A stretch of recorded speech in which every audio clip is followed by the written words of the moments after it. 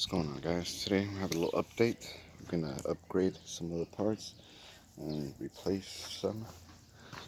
So far I've just painted these right here. They used to look like that color.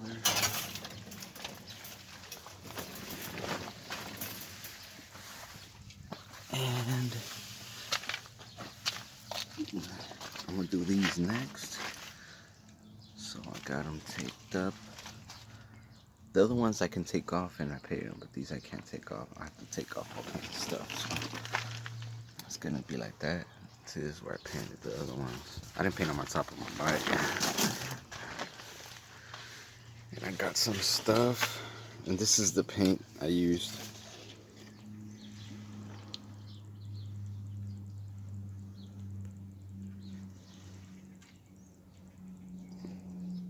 You can't just use any paint, black paint.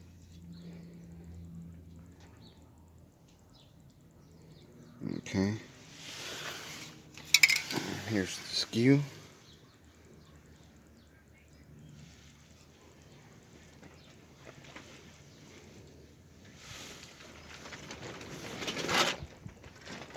Okay. So today we have some parts that I got from my local bike shop. I got